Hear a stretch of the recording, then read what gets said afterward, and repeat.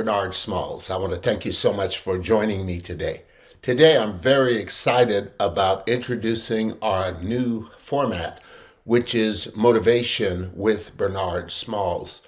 A tremendous door has opened for us here in the city of Atlanta, and we're going to be airing on TV every Friday morning. We'll give you some information about that at the end of our teaching today, but with the potential of reaching 4 million people each week. So we're really excited about taking this positive message to many people. So as I was praying about it and thinking about how do we reach people, what do people really need, I felt inspired by the Lord to approach it from the success motivation fashion. So we're introducing it here today to our digital, online, largely social media audience, because for the last, 3 going on 4 years now, wow, we've been teaching primarily on social media, especially on Facebook. So I want to thank you so much for following. So, Motivation with Bernard Smalls will deal more with practical topics than ever before. Now, I endeavor to be practical, but many times we end up teaching about spirituality, teaching about faith, and so on. But here's the deal. When I was thinking, Lord, what do people need? What does Atlanta need? The word pragmatism kept coming up. Practical application, practical teaching, practical words that they can put to work and be a success. See, Joshua chapter 1, verse 8 says, "This book of the law shall not depart out of your mouth, but you shall meditate therein day and night. For then, when you meditate in the word day and night, you'll make your way prosperous and have good success." So people ask, where do you get this success motivation thing? Joshua 1:8. Cheers. Coffee also motivates. Okay, Joshua 1:8 is a success motivation principle. Why? In Joshua 1:8, we see God saying, "This book of the law, my information, shall not depart out of your mouth," which is affirmation. "You shall meditate," which is meditation, day and night, so that you may observe to do, which is application. There's success motivation. So now that we've introduced our new format, Motivation with Bernard Smalls, let's move into our topic for today. And today I want to talk to you about leaders versus power holders. And this is a very practical lesson that you need to learn in dealing with life, in dealing with business, in dealing with family, in dealing with relationships. You're going to find that some people are leaders and others are simply power holders. Well, what's the difference? First of all leaders are power holders, but all power holders are not leaders. Now, of course, a leader would have power, so a leader would be a power holder, but not all power holders are leaders. And many are dealing in the corporate world, and again, sometimes even in relationships, personal relationships, maybe even in your marriage, you may be dealing with a power holder versus a leader. Well, what's the difference? You need to understand the formula for identifying a power holder, and just know that they're a power holder. Now, you don't want to come out and say, "I rebuke you, you power holder, in the name of Jesus." Some of y'all got to do stuff like that.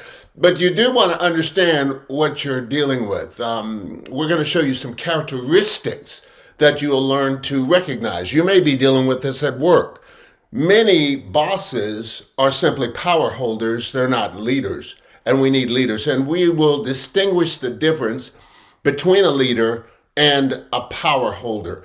Now, of course, we teach a lot on wealth building, the power to get wealth. And I believe to be a wealth builder, you need to be a leader, not a power holder.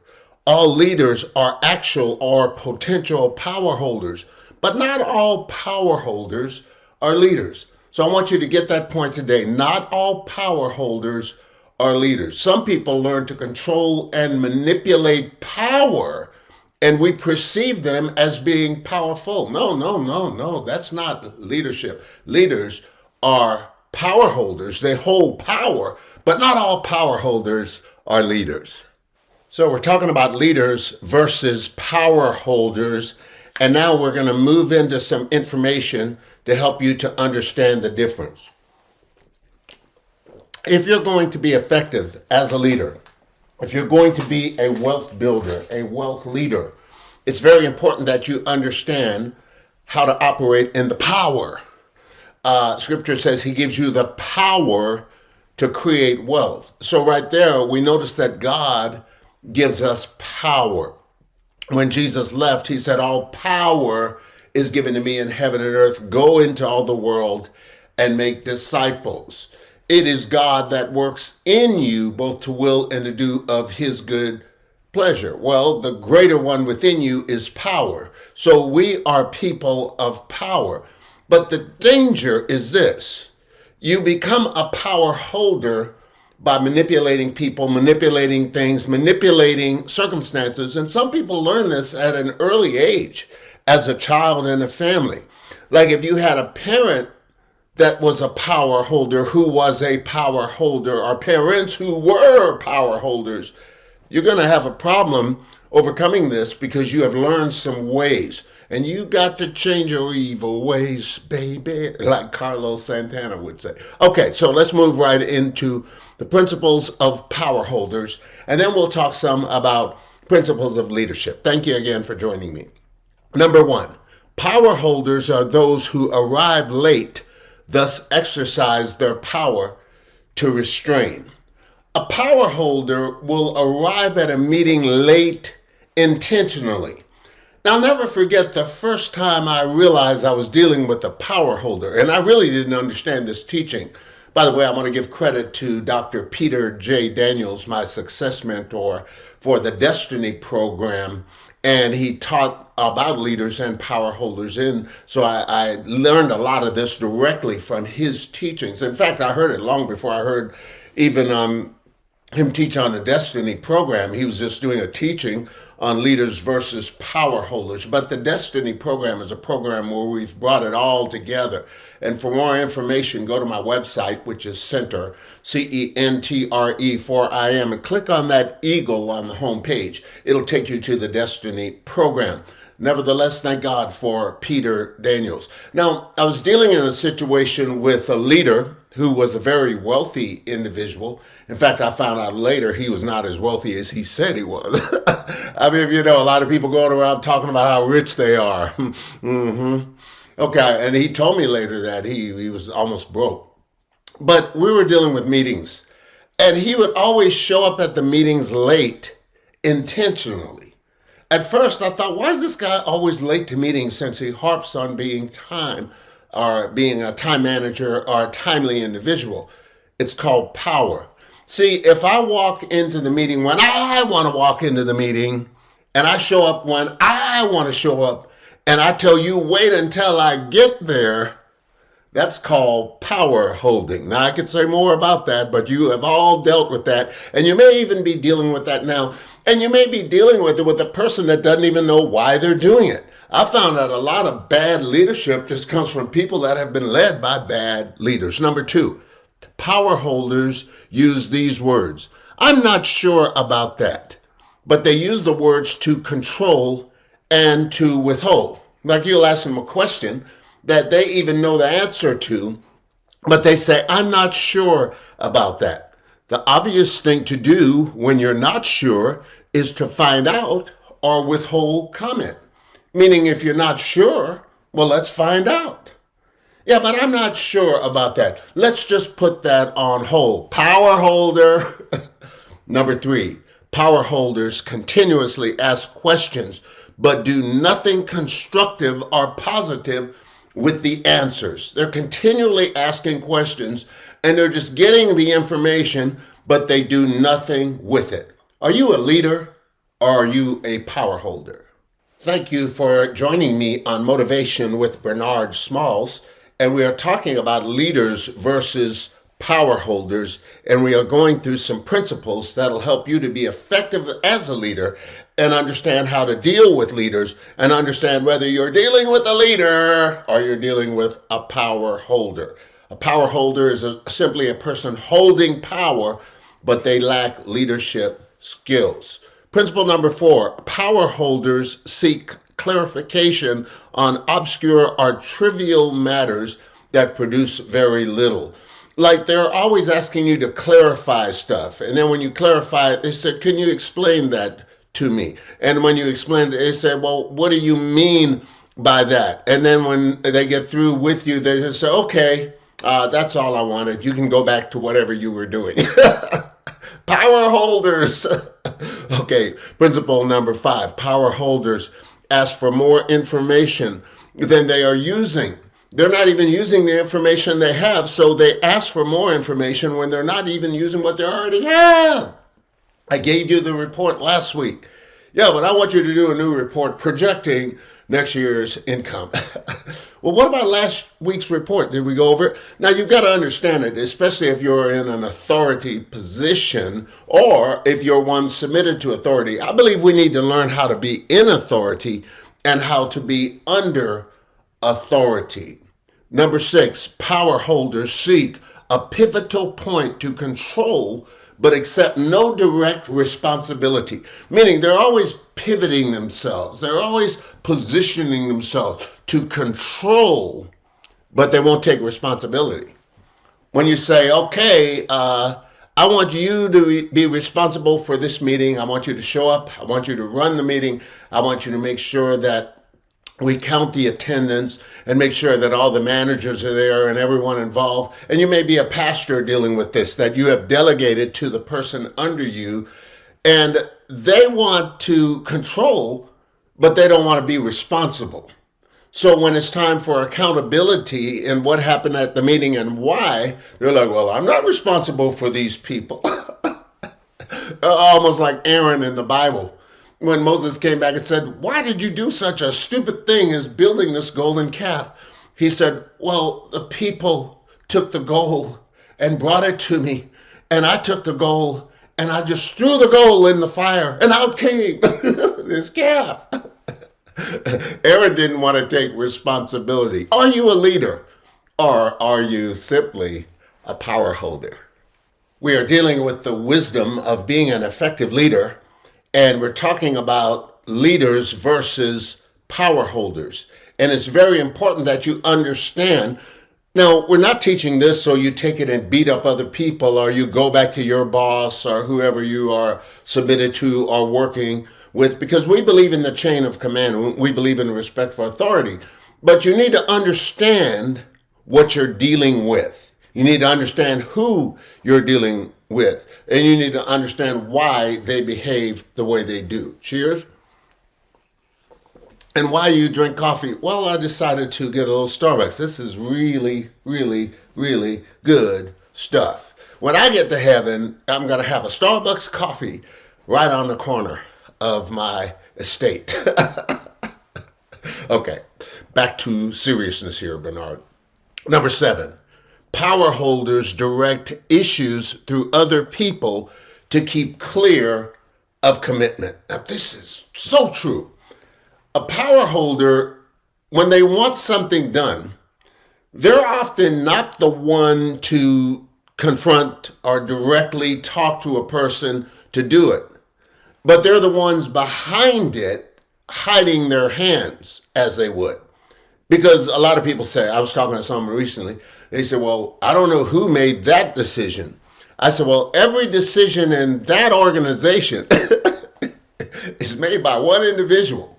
And a lot of people may not understand that, because people like to make decisions but not hold the responsibility for the decision in case there's a lawsuit or a problem coming down. And some people just don't like to confront. So power holders direct issues through other people to keep clear of any commitment. Number 8, power holders want other people to respond directly to them, but to guard their power posture, they refrain, hold off from responding to other people. Meaning, they want people to respond directly to them, but to maintain their power. And it's a perceived power. See, leaders, first of all, just to say it bluntly, are servants. You want to be a leader? Be a servant. Who said that? Jesus Christ. The greatest in the kingdom is the one who serves. and we call it servant leadership. So if you want to overcome this whole power holder syndrome, simply become a servant leader. In fact, a servant leader says this. Let's say you're a boss at work. You go into the meeting and you tell your people, you guys don't work for me. I work for you. I was teaching this in one corporation, and the guy said, soft management, we don't need that. We're going to have the inmates running the asylum here. Well, I said, okay, so we're calling the business an asylum, and we're calling the people inmates. Is that the way we operate? See, even that very posture is wrong thinking. And I started talking about servant leadership, and finally that individual opened up to the concept of servant leadership about 15 years later. Okay, it took a little while, but some people, you just have to kind of keep hammering that rock or keep pouring the water, and they hear. So power holders want people to respond directly to them. But to guard their power, to guard their power posture, this false power position, they refrain from response to others. Thank you for joining me for Motivation with Bernard Smalls as we study the difference between leaders and power holders. Let's move right into our next principle. Principle number 9.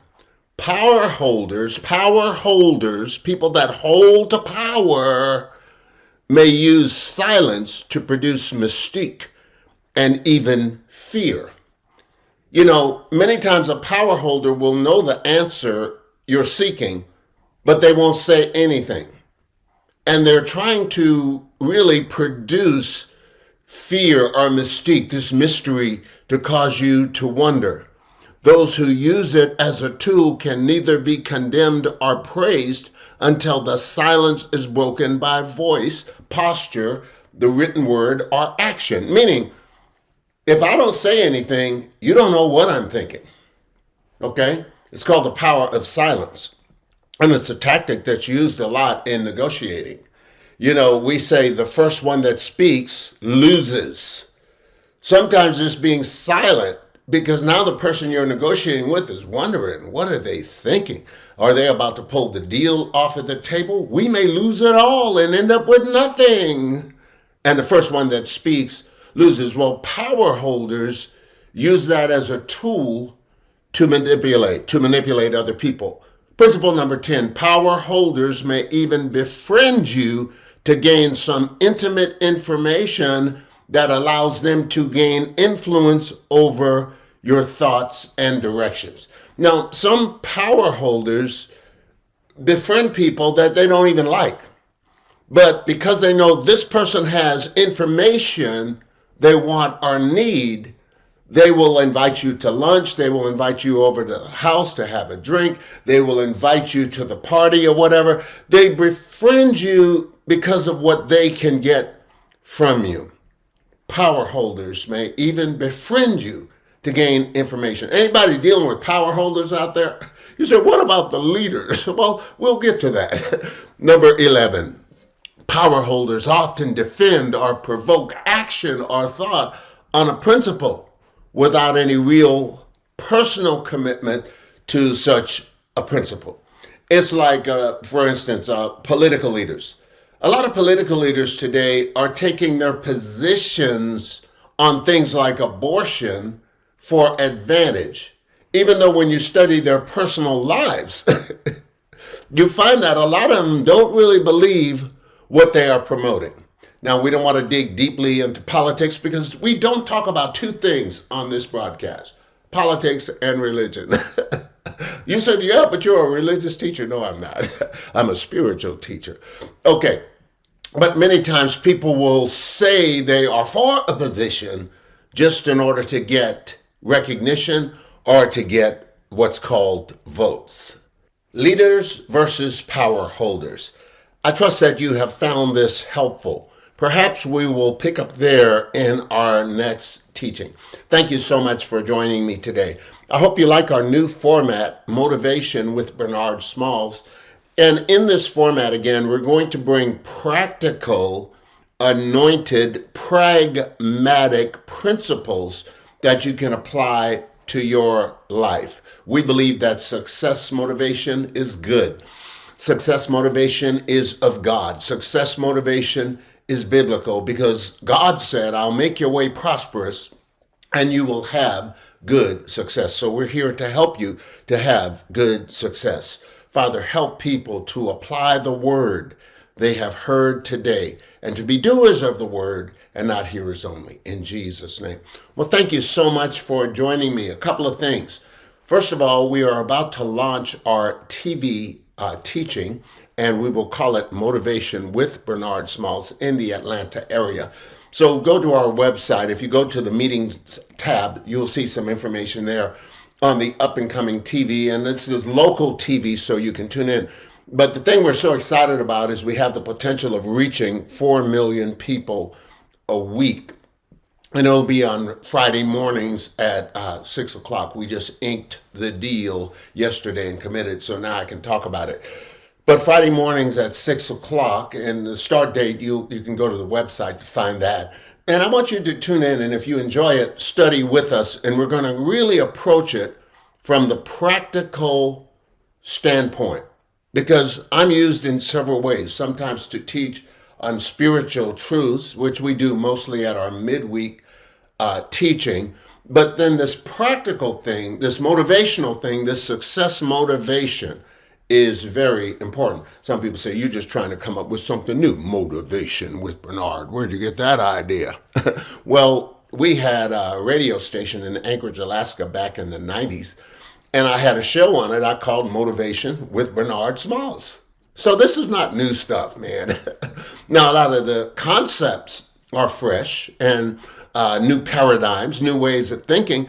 But a lot of the ideas, we're just rolling out vision. I've got so much vision that have been put in me over the last 30, 40 years. Some of it's yet to come to pass. So you think I'm just coming up with stuff. It's like, no, this is what the Lord spoke to me when I was in Bible college.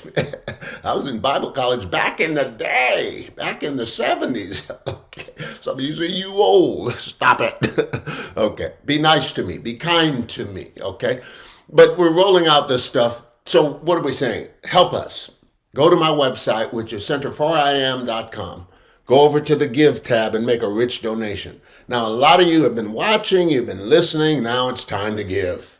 You know, some people just watch and watch and watch and listen and listen and listen and feed and feed and feed. And that's okay. And we're going to be here to feed you. And we don't cut people off if they don't give. I'm not here measuring who's giving, how much, and so on. But in order to expand what we're doing, because I believe that Atlanta is just the start. And I'll tell you more about this. We have a global vision, all right, to take the message of God, the message of success motivation to the whole world. And you can help us. That is Center, CENTRE, 4IM.com, and go over to that giving tab. And by the way, keep smiling. Smile every day. Smile all the way and keep saying, I feel happy, I feel healthy, I feel terrific, and I am motivated all the time. In fact, say that after me. I feel happy, I feel healthy, I feel terrific, and I am motivated all the time. So I am motivated to give. Go ahead. Follow that motivation and sow your seed. And may God multiply your seed sown, bless your finances, and increase the fruit of your righteousness. Well, thank you so much for joining me. My prayer for you, as always, is simple. May God, the great I am, the one, expand your life until your destiny is fulfilled. I'll see you next week.